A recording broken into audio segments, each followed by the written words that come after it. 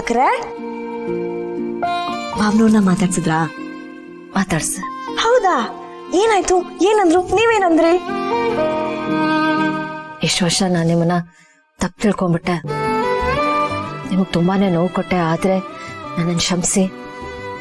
Stop. ಆಮೇಲೆ ಏನಾಯ್ತು ಅಂತ ನನಗೆ ಗೊತ್ತು. ನೀವ್ ಹೇಳಿರ್ತೀರಾ ನನ್ಗೆ ನಿಮ್ಮನ್ ಬಿಟ್ಟಿರಕ್ಕಾಗಲ್ಲ ಅಂತ. ಅದಕ್ಕೆ ಅವ್ರು ಹೇಳಿರ್ತಾರೆ ನನ್ಗೂ ನಿಮ್ಮನ್ ಬಿಟ್ಟಿರಕ್ಕಾಗಲ್ಲ ಅಂತ. ಆಮೇಲೆ ನೀವಿಬ್ರು ತಪ್ಕೊಂಡು ಏನ್ ಮಲ್ಲೆ ಅದೇ ತರ ಆಗೋದು. ಯಾಕಂತಂದ್ರೆ ವಿರಸ ಆದ್ಮೇಲೆ ಸರ್ಸ ಆಗ್ಲೇಬೇಕು. ಮುನ್ಸು ಮುಗ್ದಾದ್ಮೇಲೆ ಮುದ್ದು ಮಾಡ್ಲೇಬೇಕು. ನೀವ್ ಹೇಳಿರೋ ಲೈನ್ ಜೊತೆ ನಾನ್ ಹೇಳಿರೋ ಲೈನ್ ಹೇಳಿದ್ರೆ ನಾನೇನ್ ಹೇಳಿದ್ನೋ ಅದೇ ಆಗಿರತ್ತೆ. ಅದೇ ಆಯ್ತು ತಾನೆ? ಇಲ್ಲ ಮಲ್ಲಿ, ನನ್ನ ಮಗಳು ಬದುಕಿದ್ದಾಳೆ, ಆದಷ್ಟು ಬೇಗ ನನಗೆ ಸಿಗ್ತಾಳೆ ಅನ್ನೋ ಭರವಸೆ ಅದೊಂದು ಬಿಟ್ರೆ ನನ್ನ ಜೀವನದಲ್ಲಿ ಇನ್ಯಾವುದೂ ಬದಲಾಗಿಲ್ಲ.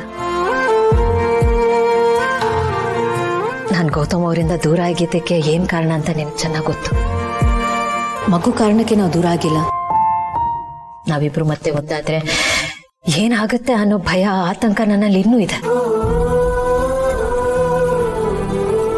ಅಕ್ಕರೆ ನೀವಿಬ್ರು ಯಾಕೆ ದೂರ ಆಗಿದ್ರಿ ಅಂತ ನಂಗೆ ಚೆನ್ನಾಗಿ ಗೊತ್ತು. ಆದ್ರೆ ನೀವು ನೆನ್ಪು ಮಾಡ್ಕೊಳ್ಳಿ, ಅವತ್ತು ಒಟ್ಟಾರ್ಥದಲ್ಲಿ ಭಾವನವ್ರ ಬಗ್ಗೆ ಯಾರೋ ಏನೋ ಅಂದಾಗ ನೀವ್ ಹೇಗೆ ಎದ್ನಿತ್ರಿ ಅಂತ. ಅದೇ ಓಜಿ ಭೂಮಿಕಾ ದಿವಾಂತರ. ಅವತ್ತು ಬಿಟ್ಕೊಡ್ದೇ ಇರೋರು ಇವತ್ತು ಯಾಕೆ ಬಿಟ್ಕೊಡ್ತಾ ಇದ್ದೀರಾ? ಅಕ್ಕರೆ ನನಗೆ ಗೊತ್ತು ನಿಮ್ಗೆ ಭಾವನವ್ರ ಮೇಲಿರೋ ಪ್ರೀತಿ, ಕಾಳಜಿ, ಗೌರವ ಎಲ್ಲ ಹಾಗೆ ಇದೆ. ಅದ್ಯಾವತ್ತೂ ಕಮ್ಮಿ ಆಗಲ್ಲ ಅಂತ. ಇಲ್ಲಿ ಸಮಸ್ಯೆ ಏನ್ ಗೊತ್ತಾ? ನೀವಿಬ್ರು ದೂರ ಇರೋದು. ನೀವಿಬ್ರು ಯಾವತ್ತು ಒಟ್ಟಾಗ್ತಿರಲ್ಲ ಅವತ್ತು ಎಲ್ಲ ಕ್ಲಿಯರ್ ಆಗತ್ತೆ. ಎಲ್ಲಾ ಸಮಸ್ಯೆಗೂ ಒಂದು ಪರಿಹಾರ ಸಿಗತ್ತೆ. ನೀವಿಬ್ರು ಒಟ್ಟಾಗ್ಬೇಕು. ನಾವಿಬ್ರು ಒಂದಾದ್ರೆ ಎಲ್ಲ ಸರಿ ಹೋಗುತ್ತೆ ಅನ್ನೋದಕ್ಕೆ ಏನ್ ಗ್ಯಾರಂಟಿ ಮಲ್ಲ? ಬೆಂಗಳೂರು ಅನ್ನೋ ಸಾಗರದಲ್ಲಿ ಬಂದಿದ್ರೆ ನಾವ್ ಯಾರ ಕಣ್ಣಿಗೂ ಕಾಣಿಸ್ಕೊಳ್ಳಲ್ಲ ಅಂತ ಅನ್ಕೊಂಡಿದ್ವಿ. ಆದ್ರೆ ಜಯದೇವ್ ಅವರು ನಮ್ಮನ್ ಕಂಡು ಹಿಡಿದು ಅಪ್ಪನ್ ಕರ್ಕೊಂಡು ಹೋದ್ರು. ಅವ್ರು ಎಂತವ್ರು ಅಂತ ನಿನಗೆ ಚೆನ್ನಾಗಿ ಗೊತ್ತು. ಅವ್ರ ದುರಾಸೆಗೆ ಅವ್ರು ಏನ್ ಬೇಕಾದ್ರೂ ಮಾಡ್ತಾರೆ. ನಾವಿಬ್ರು ಒಂದಾಗಿದ್ದೀವಿ ಅಂತ ಅವ್ರಿಗೆ ಗೊತ್ತಾದ್ರೆ ಏನಾಗುತ್ತೆ ಅಂತ ನಾನು ಬಿಡಿಸೇಳೋ ಅವಶ್ಯಕತೆ ಇಲ್ಲ ಅಂತ ಅನ್ಕೋತೀನಿ. ಇಲ್ಲ ಮಲ್ಲಿ, ನಾವಿಬ್ರು ಒಂದಾಗಕ್ ಸಾಧ್ಯನೇ ಇಲ್ಲ. ಅಕ್ಕರೆ